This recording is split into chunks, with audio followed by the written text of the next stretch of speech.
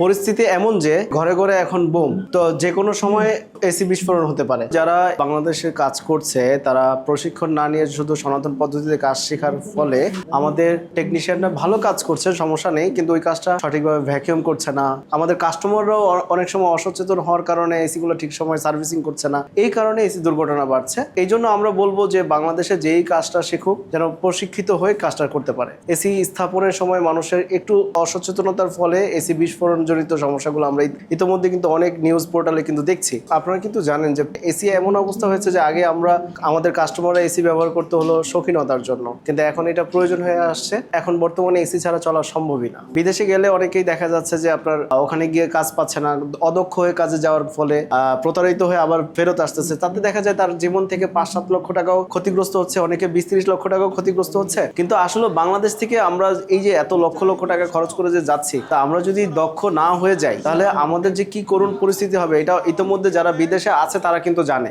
অনেকগুলো ছাত্র বিদেশে গিয়ে আলহামদুলিল্লাহ তারা দক্ষতার সাথে কাজ করছে, পাশাপাশি অনেকে প্রতিষ্ঠানও দিয়েছে। বাংলাদেশে আমার একটা ছাত্র আছে যিনি আমার কাছে এসে কোর্স করার শেষে আমাকে বলতেছে, স্যার গার্মেন্টসে চাকরি করে আর আমি গার্মেন্টসের এই টাকাটা দিয়ে আমি এখানে এসে কোর্সটা করেছি, এখন স্যার আপনি আমাকে একটা ব্যবস্থা করে দেন। তারপর দেন আমি ওকে একটা চাকরি করে দিই, ওকে আমি কিছু গাইডলাইন দিই, দেওয়ার পরে আলহামদুলিল্লাহ ও আমার গাইডলাইন গুলো অক্ষরে অক্ষরে পালন করে। তো সেই ছেলেটা এখন আলহামদুলিল্লাহ সে মোটরসাইকেল কিনে সার্ভিস দিয়ে সে ভিশন কোম্পানির একজন টেকনিশিয়ান, নিজেও কাজ করছে, আলহামদুলিল্লাহ খুবই ভালো আছে। শুধু এরকম না, আমার এরকম অনেক ছাত্র আছে যাদের ওয়ার্কশপের মালিক হয়েছে। যেহেতু আমি ট্রেনিং সেকশনে 2016 সাল থেকে কাজ করছি এবং আমার অনেকগুলো ছাত্র তাদের ওয়ার্কশপ মালিক হয়েছে বাংলাদেশে এবং দেশের বাইরে কাজ করছে। বিদেশে যাবে, সময় খুব একটা বেশি থাকবে না, তাদের জন্য আমরা প্রেফার করব 2 মাসের কোর্সটা করার জন্য। আর যারা অনেক বড় বড় এসির কাজগুলো করতে চায়, সেই বড় এসির কাজগুলো করার জন্য আমাদের 3 মাসের কোর্সটা তারা করতে পারে। একটা ইন্ডাস্ট্রিতে সবই যে অনার্স মাস্টার্স লোক লাগবে ব্যাপারটা এরকম না। একটা ইন্ডাস্ট্রিতে যদি 90% দক্ষ লোক লাগে, 10%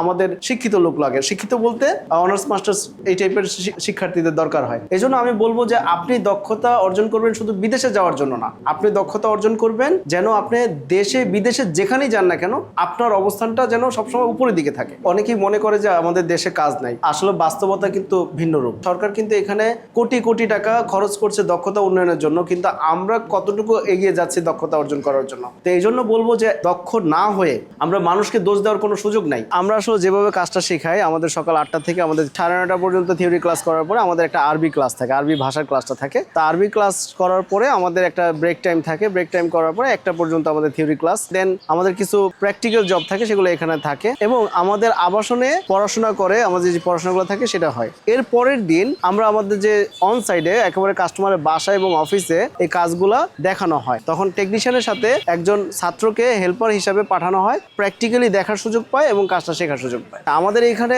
2 ধরনের কোর্স আছে, আমাদের 2 মাসের কোর্স, আরেকটা আছে হলো 3 মাসের কোর্স। এই কোর্সটা পুরাটাই হলো ফুল টাইমিং কোর্স, মানে সকাল থেকে রাত পর্যন্ত সে ফুল টাইম আমাদের এখানে থাকবে। অনেকেই চিন্তা করেন, আমাদেরকে ফোন দেন যে ভাই আপনাদের কি কোনো অনলাইন কোর্স আছে কিনা। প্র্যাকটিক্যাল যে কাজগুলো এগুলো অনলাইনে হয়ে থাকে না। তো যারা কাজটা শিখতে চাচ্ছেন আমি বলবো তারা একটু সময় সুযোগ নিয়ে আমাদের কাছে আসেন। আপনার দক্ষতা উন্নয়নের জন্য যত যা করা লাগে আমরা ইনশাল্লাহ আমাদের প্রশিক্ষক দল আপনার জন্য নিয়োজিত থাকবে ইনশাল্লাহ। আমি শুধু বলছি না যে আপনারা এসি ফ্রিজের কাজ শিখবেন, আমি বলছি যে আপনি যেইটা আপনার পছন্দ, আপনার যেই দক্ষতা আপনার ভালো লাগে, আপনি সেই দক্ষতাটা অর্জন করেন, আপনি ইনশাল্লাহ বেকার বসে থাকবেন না এবং বিদেশে গিয়েও ফেলনা হয়ে যাবেন না, আপনার প্রতারিত হবেন না। আমার নাম মিঠুন তালুকদার, আমি সিঙ্গাপুরে 17 বছর যাবত ছিলাম, এখন ছুটিতে আছি 3 মাস, এই জন্য এখানে এয়ার কন্ডিশনারের কোর্স করতে আসছি আর কি। অ্যাকচুয়ালি আমি অনেক ছোট বয়সে বিদেশ গেছি, তো এখন হাতের কাজটা শিখা ছিল না, এই জন্য আর কি নিজে দক্ষ হওয়ার জন্য এই কাজটা আমি শিখতে আসছি। সিঙ্গাপুরে এসি ও ফ্রিজের এটা অনেক ডিমান্ড আছে, আমি ওখানে গিয়ে কাজ করলে মাসে 2 থেকে 2.5 লাখ টাকা ইনকাম করতে পারবো। এটা আমি অনলাইনের মাধ্যমে পাইছি এদের প্রতিষ্ঠানের খোঁজ, তখন আমি সিঙ্গাপুর থেকে এখানে আর কি ডাইরেক্ট চলে এসেছি।